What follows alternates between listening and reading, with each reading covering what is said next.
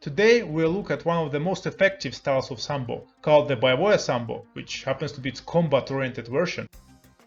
After the Second World War, the Soviet Union, just like much of the world, was going through tough economic recovery. As a result, its main priority was the rapid reconstruction and the consolidation of power over the Eastern Bloc, rather than investment into the other matters. However, the development of the competitive and combat Sambo was still carried out by the enthusiasts in the military sector.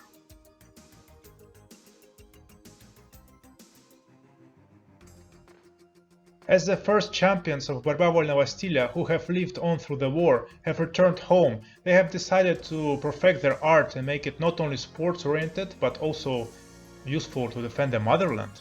Unfortunately, combat Sambo didn't receive much attention until the 1950s, around the time when the Cold War has really set in. It is a very well-known fact that during the Cold War era, the USSR and the US were competing on all levels: political, scientific, nuclear, cultural, athletic, and technological. Combat Sambo was implemented as an effort to bolster the Soviet military and special forces, and to showcase their superiority to the rest of the world. Many tales, real and exaggerated, were being spread regarding the skill set and discipline that the Soviet Spetsnaz possessed. Many of such tales are still being passed around to this day.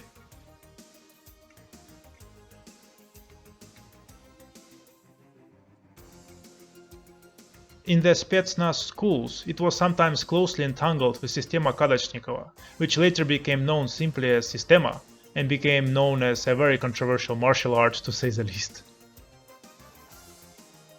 Combat Sambo was one of the core disciplines which went into building the foundation of every Spetsnaz member, and it remained exclusive mainly to them and to the special law enforcing units until 1986.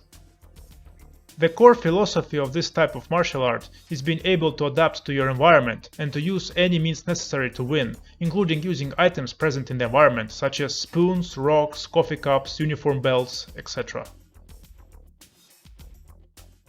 And as many other survival-based systems, it places a very heavy emphasis on being able to survive the encounters against multiple attackers.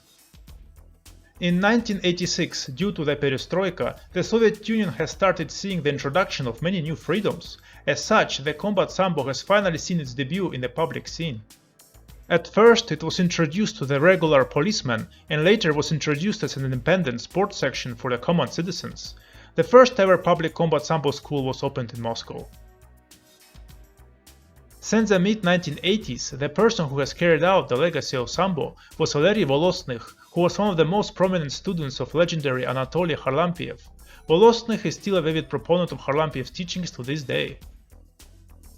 Thanks to his popularization efforts and others such as Zhukov and Tikhonov, the first combat Sambo manual was made, which became a huge success with over 1 million copies being sold in just 1 year, creating a deficit and spawning many bootlegs and counterfeits. This combat discipline was having a steady growth since then. Even the collapse of the Soviet Union didn't hinder it much, as in 1994 during the Sambo World Tournament, the final rounds were fought under the combat Sambo rules. It was then when the world Sambo practitioners have seen for the first time how the combat-oriented version looked like. It involved punches, kicks, joint locks, wrestling, grappling, and even headbutts. Actually, the inclusion of headbutts is a pretty big game changer in terms of grappling, as it cancels out many close quarter techniques. As a result of this mishmash of techniques, it resembled MMA much closer than any traditional wrestling or striking art. Due to the rise of capitalism and business-oriented schools, in 1995 Combat Sambo Association was officially created and patented by Valery Volosnych. Volosnych and Zhukov worked really hard to expand the number of schools to the foreign lands, and in the same year, schools in Japan, Canada, Germany, Spain and the US have started to appear. Although nowadays Combat Sambo has been heavily overshadowed by the MMA schools, it is still a formidable system with the military roots, and its arsenal is by no means less robust, and in many cases more exotic and complete, since they do allow headbutts and joint manipulation. Even with things being as they are, today there are some champions, current and past, that represented combat sambo on the international arena, guys such as Khabib Nurmagomedov and Fedor Emelianenko. So, what do you think about the combat sambo? Do you think that it has potential to gain commercial traction similar to the MMA? Or would you rather see it as a more exotic alternative? Kindly let me know in the comments below. So guys, see you in my next video. Remember to stay strong, stay healthy, and to never neglect knowledge. Peace out.